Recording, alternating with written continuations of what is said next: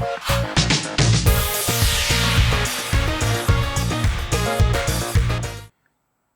this video, I'm going to talk about 5 myths about Amazon interviews. And the context is one where I want to help you to understand why this information exists and how to best put it to work to your advantage for an eventual interview with them.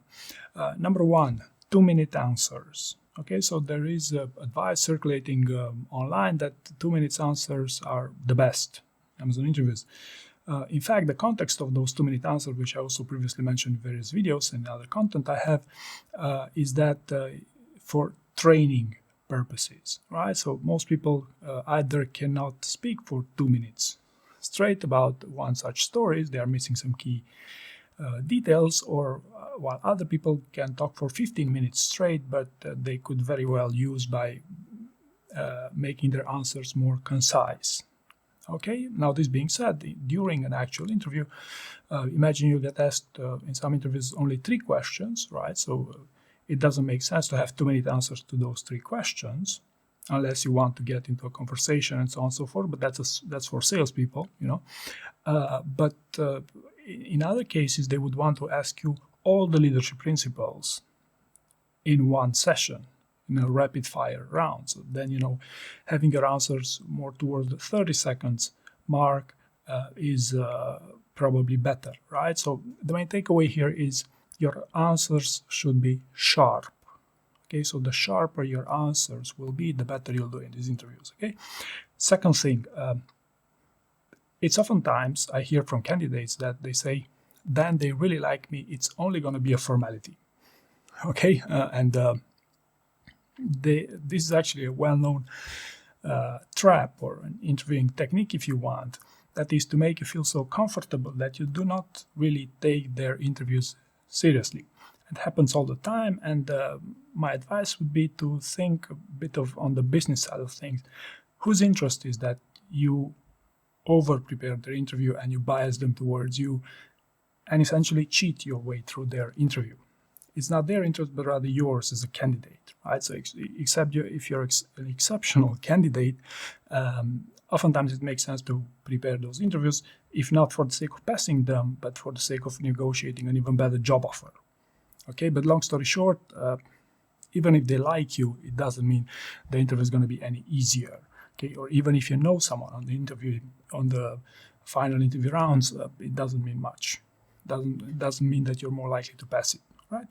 Number 3, there's some people saying that the level of the role you're applying for coincides with the number of interviews you'll be going through. In my experience, this is not always the case. It's actually sometimes misleading, especially because some candidates really insist on knowing the level of the role that they're applying for. Okay, if you really insist on finding out the level of the role you're applying for, better ask them. Okay, it's as simple as that. Or another way you'd want to look at this is at the roles of the people you will be interviewing with.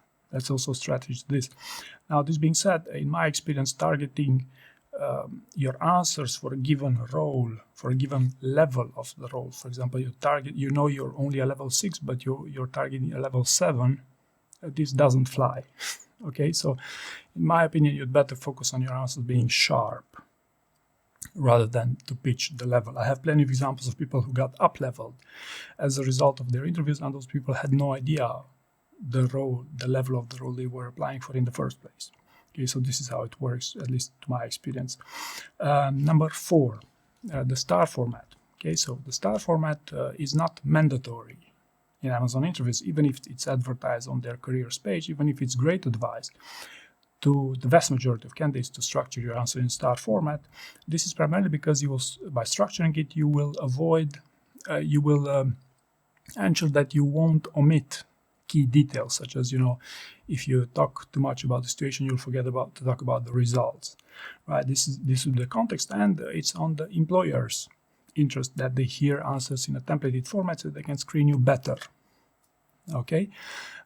This being said, for more senior types of roles, you might as well benefit from a little bit of dramatization in your answers, or even, you know, to compress them, or even to have a few more learnings toward the end, but there's many other various ways you could improve your answers beyond the star format and to your advantage as a candidate in an Amazon interview. And number 5, last but definitely not least, there's a huge trend right now to use AI to prepare job interviews. And I must tell you from the start, AI rewarded answers do not work to pass interviews. They might work to pass interviews with some low-performing companies because they don't know how to spot these things or they don't know how to screen candidates. But with Amazon, with high-performing companies, this simply does not work. I'm saying this after seeing that this basically an incredible number of candidates do this mistake to reward their answers using AI and probably use those AI rewarded answers during those job interviews.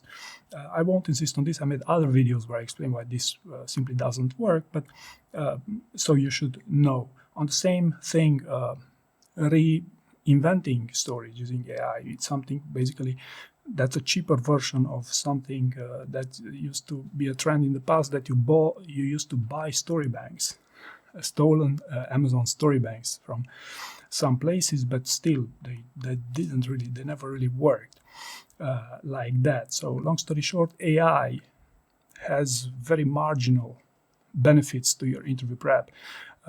Main use cases for AI would be to use lists of commonly asked questions for your role, and even maybe to evaluate your answers, but on the condition that you won't alter your answers using AI, and on condition that you already have a story bank ready before trialing those things, because AI is super addictive. So you'll basically invest your time in something that's not the best. All right. So this would be my 5 myths I want to talk about here. Hopefully you found this useful, and thank you very much for watching.